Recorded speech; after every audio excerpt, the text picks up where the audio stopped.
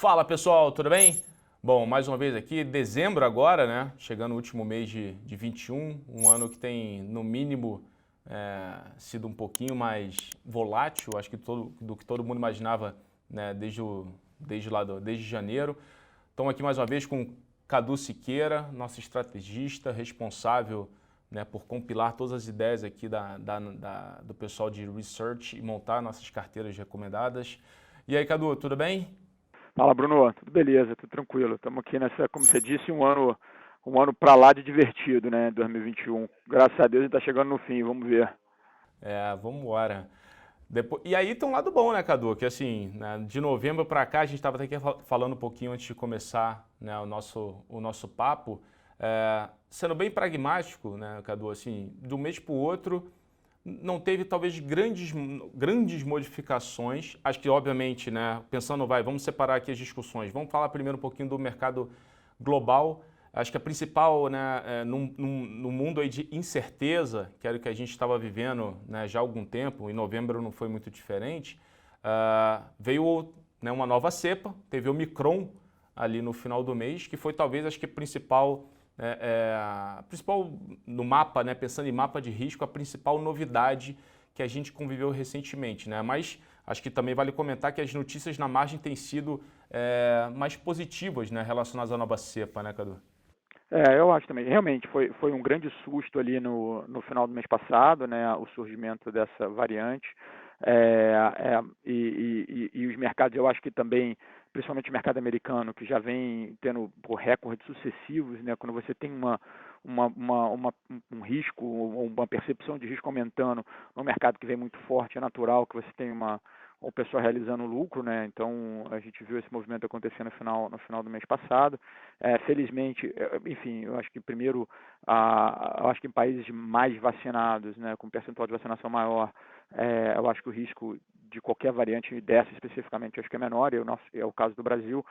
De uma maneira geral, além disso, a gente tem tido notícias na margem, eu diria que melhores com relação a essa variante, né? Parece que ela, ainda que seja muito contagiosa, parece que ela não causa problemas maiores, especialmente nas pessoas que já tenham sido vacinadas. Então, acho que por um lado, assim, o susto foi grande na virada do mês, mas parece que esse risco está ficando um pouco menos relevante por agora, né? E isso tem se refletido nos mercados.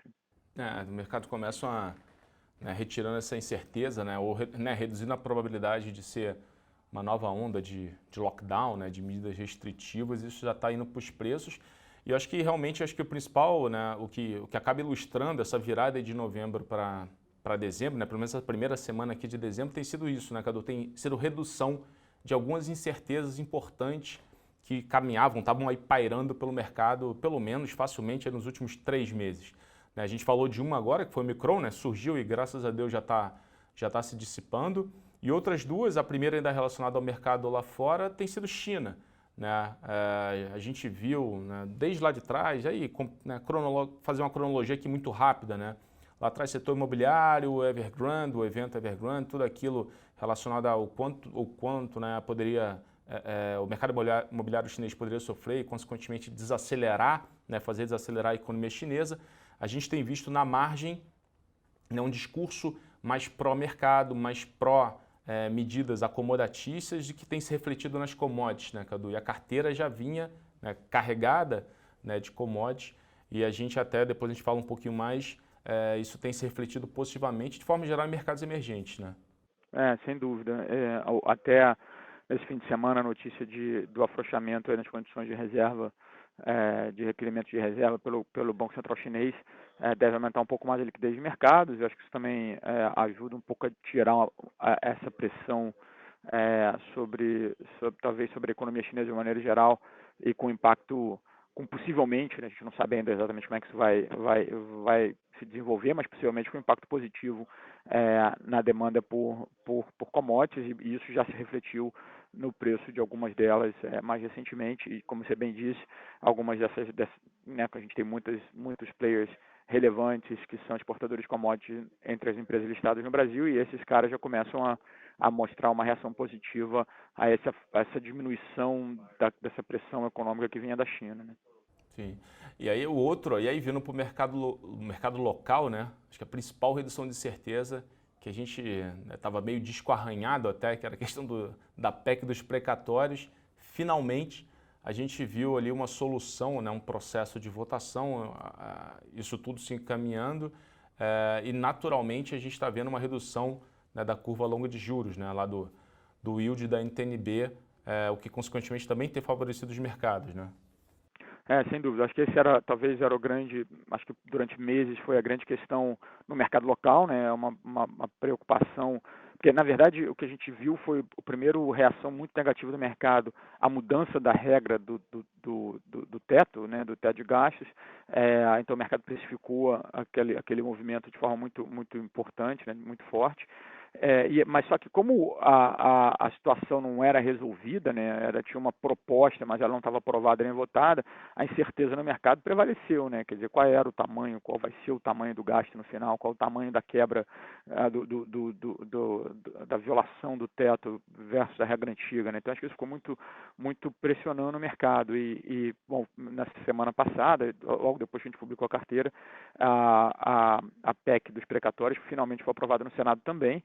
Já tinha sido aprovado na Câmara, foi aprovado no Senado, e ainda faltam alguns detalhes sobre como é que homologa, a princípio, uma parte do texto tem que votar, o texto tem que voltar para a Câmara, e tem uma negociação política entre Câmara e Senado para decidir se eles vão promulgar uma parte da lei e outra parte volta para a discussão na Câmara, se promulga tudo, enfim. Tem ainda uma discussão técnica e política, eu acho que ia continuar acontecendo, mas o importante é que a regra, de uma maneira geral, foi aprovada naquele formato, e isso, não que a mudança da regra seja um evento bom, mas pelo menos a gente sabe qual é a nova regra a partir de agora. Eu acho que isso teve, já ao longo, na verdade, se a gente acompanhar ao longo de novembro, já houve uma queda da taxa de juros de longo prazo, né?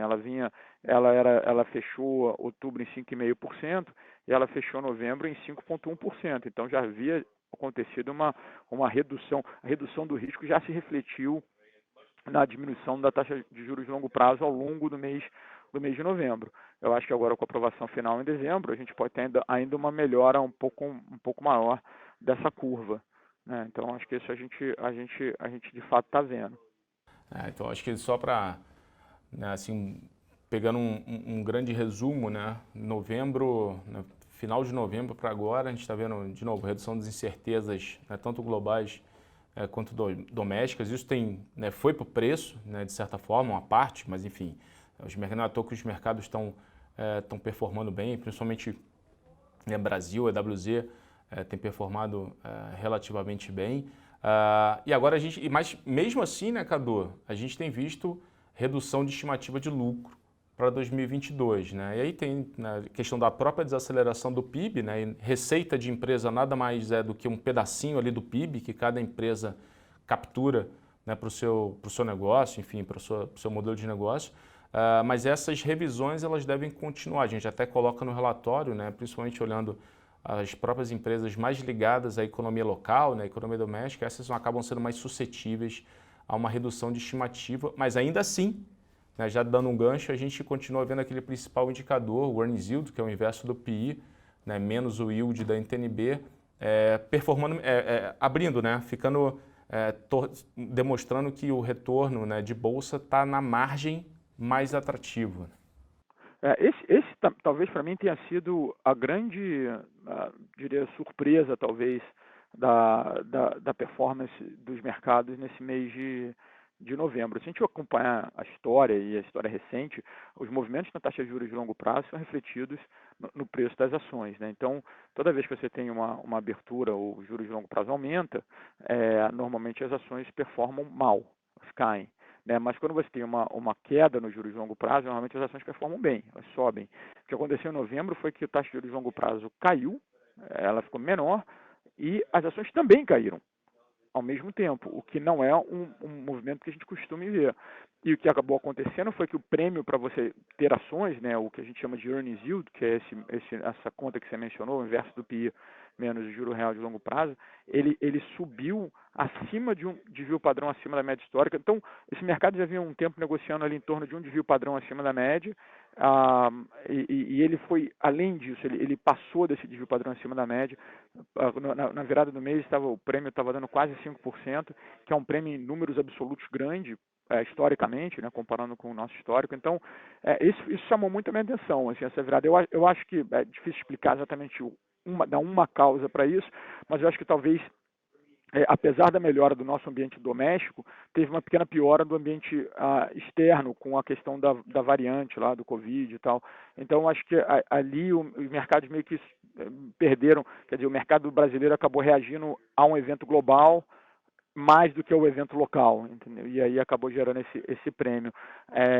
Então, isso me chamou bastante atenção nesse mês. Até a gente chama atenção para isso no relatório, a gente fala, pô, o que aconteceu aqui ficou ainda mais atraente o mercado brasileiro. Então, quando a gente tem essa retirada ou diminuição de risco, seja tanto global quanto local, é natural que você tenha uma performance melhor da bolsa, que é o que a gente está vendo esse mês, né? Justo. Acho que vale comentar, pessoal, que assim, como o Cadu bem falou, né, hoje, aparentemente, né, dado o movimento de queda, né, de revisões negativas de PIB, enfim, num cenário um pouco mais, né, continua sendo incerto para 22, a probabilidade é de você continuar, o mercado, pelo menos como um todo, continuar havendo redução das estimativas de lucro das empresas para o ano que vem. Mas, mesmo assim, dito isso, né, a gente está vendo uma reduções de incertezas importantes no ambiente mais macro, seja global, seja doméstico, que tem sido mais do que suficiente para compensar essa queda das estimativas de lucro para o ano que vem e, né, tornar o ambiente, pelo menos quando a gente olha na conta ali, na matemática, né, do earnings yield ali, mais atrativo para o investimento em renda variável, pelo menos na margem, né? E aí, Cadu, pode falar. Não, eu ia só dizer que, né, do ponto de vista de revisão de earnings, a gente teve uma revisão muito grande do earnings das commodities, né, dos exportadores de commodities. É curioso, se a gente quebrar os movimentos, por um lado, você teve uma piora muito grande nas estimativas de lucro das empresas que são exportadoras de minério de ferro, né, porque o minério de ferro caiu bastante de preço. Por outro lado, as projeções de lucro da Petrobras melhoraram muito, porque o petróleo subiu de preço, né, no passado recente. Então, ainda é um efeito negativo líquido, mas foi meio que offsetado pelo outro. Na parte doméstica, a maioria dos setores de fato sofre com a piora do PIB e com o aumento de juros, mas bancos, pelo menos no primeiro momento, tendem a se beneficiar de juros mais altos. E bancos é uma parte muito grande do lucro consolidado quando a gente olha para empresas domésticas, né? Então ele compensa um pouco das revisões para baixo dos outros setores, o banco a gente está revisando para cima. Então, quando a gente olha o impacto total, ele não é tão grande assim, né? A gente está de fato revisando para baixo, o crescimento é menor do ano que vem versus esse ano, mas tem fatores que compensam, que mitigam o tamanho da revisão para baixo. Tem essa vantagem, né? Entre aspas, aqui, o Bovespa concentrado nesses momentos tem essa vantagem. Lembrando que na virada do ano o Bovespa vai ficar bem mais, um pouco mais pulverizado, né? Vai bater acho que quase 98 empresas, assim, não me recordo exatamente, fica mais, vai ser no mínimo... É uma tendência que a gente está vendo há um tempo, né? A gente todo mês tem umas 3, 4 empresas novas no Bovespa. É muito legal, muito saudável isso, né? A gente tem o Bovespa mais diversificado. Vai ser, ano que vem já promete logo já na mudança da carteira teórica. E falando em carteira, né, tem alguns nomes que a gente mudou agora ao longo na virada de novembro para dezembro. O primeiro, já pegando o gancho do segmento de commodities, né, Cadu? A gente colocou Suzano, que ficou durante um bom tempo, né, participou da carteira durante um bom tempo ao longo desse ano e agora volta de novembro para dezembro. Tem esse ambiente melhor de commodities, mas tem uma discussão específica ali na celulose, né, Cadu? Então, o que a gente tem observado, e é difícil pegar esses ciclos de commodity, né, mas o que pareceu para a gente é que o preço de celulose, ela chegou realmente num ponto muito baixo, muito perto do que a gente acha que é um floor, um piso para o preço, e a gente começou a ver uma dinâmica de retomada de preço, subida de preço. E normalmente esses papéis ligados a commodities, eles performam de acordo com a commodity. Se a commodity que está por trás do negócio deles começa a subir, o preço das ações sobe junto, quando cai junto, quase que independentemente do valuation, né?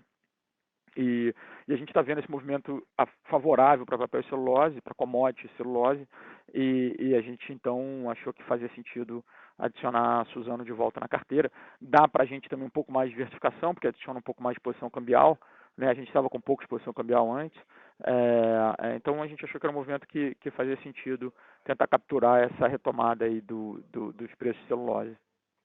Legal. E aí os outros nomes são nomes mais, né, mais domésticos aqui na discussão, né? Vou começar ali do mais, né, do mais defensivo, né? A gente fez uma troca, né? Basicamente a gente trocou, né, um ativo de energia por outro, né? No caso a gente retira Energisa e coloca CPFE. Posso ter, acho que aqui foi mais uma discussão, né, Cadu, tanto de performance relativa quanto de T-Real, né? A T-Real de CPFE é bem mais alta no relativo à Energisa, certo? A gente não quis, a gente quis manter a exposição ao setor, né? Então essa foi uma decisão que a gente tomou no início. Na verdade, se a gente pensar em temas, assim, a gente manteve em grande parte a exposição aos mesmos temas que a gente já tinha no mês passado. A gente fez ajustes dentro dos mesmos temas. Então, a gente queria manter a exposição a ativos de energia, e a gente, exatamente isso, a Energisa, quando a gente colocou na carteira no mês passado, ela estava com uma TIR real relativamente alta para a qualidade do papel Energisa, né, da empresa Energisa, e a gente achou que tinha uma oportunidade ali. O papel, de fato, foi a melhor performance do Tencin no mês passado, então a gente achou que, e a gente olhando para a CPFL, ela passou a ter uma TIR real muito mais atraente do que Energisa e do que Equatorial, e a gente achou que então valia a pena fazer esse movimento e tentar capturar esse excesso de prêmio que tem na CPFL na carteira. Então, essa foi a nossa ideia. Eu concordo com você, a gente manteve essa característica defensiva que esse setor dá para a gente. E aí tem aí depois os outros dois ativos, né? Vou deixar né, o mais, não vou dizer controverso, porque é mais assim, né, o que estava já há algum tempo, né, bem longe da carteira. Bom, Localiza, que volta para a carteira, né, um ativo de qualidade, né, sofreu bem recentemente. A gente está enxergando um bom momento de resultado e também temos alguns catalisadores, né, um pouco mais positivos relacionados ao próprio desenho, né, da questão do CAD, né, Cadu, que poderia servir para descomprimir o ativo, né, que já está há algum tempo ali, né, rondando ali o patamar de valuation, que, de novo, historicamente é muito atrativo. Né? Então, no caso, esse aí é aquela classe, aquele grupo das empresas de muita qualidade. Né? A gente tinha VEG antes, que até dá uma certa dor de tirar, um excelente papel, é uma excelente empresa. A gente acha que o resultado do quarto tri de VEG pode ser um pouquinho menos forte do que foram os últimos, e como é um papel que negocia com valuation muito alto, qualquer pequena redução, ou miss, não é miss, mas qualquer pequeno, se o lucro for muito forte, o papel, como ele é muito, o valuation é muito alto, ele perde um pouco de suporte. Exato. E a gente acha que Localiza, por outro lado, é um papel que performou muito pior do que VEG ao longo do ano, muita qualidade, resultados melhorando, e a gente tem a gente acha que muito possivelmente a aprovação do CAD para a transação de compra da Unidas. Meio que os remédios já são meio conhecidos no mercado, então a gente acha que pode ter um trigger adicional, né, uma razão adicional para fazer o papel andar no mês de dezembro e talvez em janeiro. Então, por isso a gente fez essa mudança. E por fim, tá aí um nome que, né, o mercado tem aquele, né, que a gente coloca no jargão, né, mixed feelings, né? Todo mundo tem aquele, tem gente que acha muito barato, tem gente que acha, tem alguns receios, que é B3, né, que depois de muito tempo visto ali como uma proxy ali do financial deepening, né, do aprofundamento financeiro, talvez tenha perdido um pouco de momento, vamos colocar desse jeito, pela questão do aumento de juros. Teve a própria discussão das provisões, enfim, das causas, né, judiciais, tem a questão de concorrência, mas nível de valuation chama muita atenção nesse patamar, né, Cadu? Parece que tem muita coisa já no preço. Pois é, eu acho isso também. A B3 é um papel líquido, que sofreu no ano, está 40 e poucos por cento para baixo no ano. O valuation dela ficou, eu sinceramente eu acho muito atraente, nesse nível aí de 15 vezes PI ano que vem. Então, e já tem muita coisa no preço, quer dizer, o mercado já antecipa um ano de 2022 com menos ofertas de ações, né, natural. Isso já foi incorporado no preço, as preocupações competitivas também, de certa forma, já no preço. Então, a gente acha que tem muita coisa precificada, um papel que é líquido e que pode, com qualquer pequeno rebound de bolsa, pode reagir muito bem, né? Então, acho que essa combinação para B3 colocou a gente numa... enfim, fez com que a gente quisesse ter esse tipo de posição na carteira. Eu acho que o valuation ajustou muito, assim, para uma empresa que é boa, uma boa empresa. né, com bons resultados, com resultados razoavelmente resilientes. E mesmo quando o pessoal fala, o volume de equities vai diminuir, ok, verdade, mas ela tem metade do resultado dela é isso, outra metade são outras frentes e algumas delas podem se beneficiar, inclusive, de uma aceleração do mercado de capital markets para dívida, né, em vez de equities, mas o debt capital markets pode se acelerar, isso tem algum benefício para a B3, então não é um papel que não tem só negativo, né, no cenário que a gente está vendo. Perfeito. Bom, pessoal, como o Cadu bem lembrou, pessoal, as principais, né, temáticas que estavam na carteira, aliás, há uns 2, 3 meses, elas permanecem, né? A questão de preço de energia, né? Petróleo alto, a questão de commodities agrícolas, está ali, açúcar etanol, né? No caso de raiz, a parte de descarbonização de China com Gerdau, ativos com momento de resultado, né? No caso, por exemplo, agora foi Localiza, né? Com algum catalisador um pouco mais evidente, o tema de juros altos está ali com o Bradesco, né? E obviamente também tem a parte, né, dos ativos que estão ligados a um valuation que ficou realmente muito atrativo na margem, como é o próprio caso da B3, que a gente acabou de citar aqui. Então acho que também vale salientar isso, as principais temáticas seguem em voga, a carteira está na margem até um pouquinho, com um pouco mais de commodities, mas uma questão muito mais de diversificação. E de novo, né, existe uma redução de incerteza na margem, mas de fato o cenário não é que seja um grande céu de brigadeiro, mas na margem ficou, obviamente, um pouco menos, né, um pouquinho menos cinzento, um pouquinho menos nebuloso, né, Cadu? É isso, eu acho que não é que, assim, eu não espero que a gente veja um rally continuado da Bolsa entrando para 2022, eu acho que vai ter uma série de incertezas, volatilidade, tem eleição e tudo, mas o fato é, o ajuste havia sido muito grande, na minha visão pelo menos, o ajuste valuation, né, de preço, e a gente tem um cenário um pouco menos negativo, pelo menos a gente consegue fazer alguma conta agora com a definição da situação do fiscal, né? Pelo menos com a definição do novo teto, né? Como é que faz a conta do novo teto. Então acho que isso ajuda a tirar um pouco desse peso e, de novo, os mercados haviam sofrido muito, então a chance de você ter algum rebound de curto prazo existe, né? Boa. Pessoal, se vocês quiserem conhecer, né, o restante da carteira Temsim, por favor, clica aí no link que está nos comentários. Também tem a carteira de Small Cap.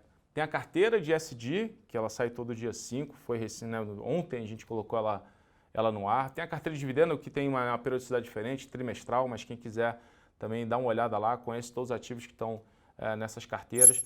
Cadu Siqueira, obrigado mais uma vez pelo seu tempo, pela sua presença, né? Espero vê-lo presencialmente aqui no próximo de novo. Bruno, sempre um prazer. Em breve vamos gravar um ao vivo aí juntos. Boa, fechado. Obrigado, Tá, um abraço. obrigado, Bruno. Obrigado a todos. Obrigado. Valeu, pessoal.